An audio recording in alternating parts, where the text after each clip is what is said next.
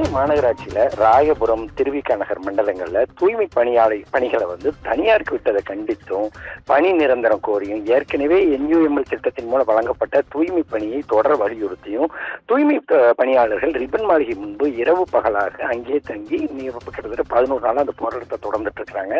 இதுவரை 6 கட்ட பேச்சுவார்த்தைகள் முடிஞ்சும் எந்த விதமான தீர்வும் எட்டப்படல.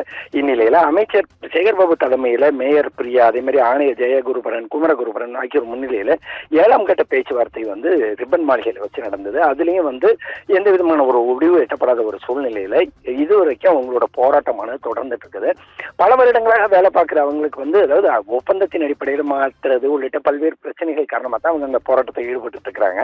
ஏற்கனவே இந்த பேச்சுவார்த்தையில அவங்களோட கோரிக்கையை பத்தி ஒரு வாரத்தை கூட பேசல, எங்களை அப்புறப்படுத்துறதுக்கு மட்டுமே அவங்க முயல்றாங்க அப்படின்னு சொல்லி அவங்க குற்றம் சாட்டி இந்த நிலையில திமுக மேல அடுக்கடுக்கான குற்றச்சாட்டுகள் வச்சிருந்தாங்க. எப்படின்னு பாத்தீங்கன்னா, கவுன்சிலர்கள் பணத்தாசை காட்டி எங்களை கலைக்க பாக்குறாங்க, அதே மாதிரி பணத்தை இது மாதிரி பண்றாங்க அப்படின்னு சொல்லி ஏகப்பட்ட சொல்லி அதாவது ஏகப்பட்ட குற்றச்சாட்டுகளை முன் வச்சிருந்தாங்க. இந்நிலையில இன்னைக்கு தமிழக வெற்றி கழக தலைவர் விஜயோட வீட்டுக்கு, அதாவது பனையூர்ல இருக்கிற அவரோட அலுவலகத்துக்கு இந்த தூய்மை பணியாளர்கள் போறாங்க. போய் தங்களோட கோரிக்கைகளுக்காக, அதாவது தங்களோட கோரிக்கைகளை தாவைக்க தரப்புலையும் நிறைவேற்றி தரணும், அதே மாதிரி தாவைக்க தரப்புல தங்களுக்கு ஆதரவு கொடுக்கணும் அப்படிங்கிறதுக்காக தற்போது பனையூர்ல இருக்கிற தமிழக வெற்றி கழகத்தோட அலுவலகத்துக்கு போறதுக்காக அவங்க சற்று நேரத்தில் கிளம்பி போகிறதா இருக்கிறாங்க.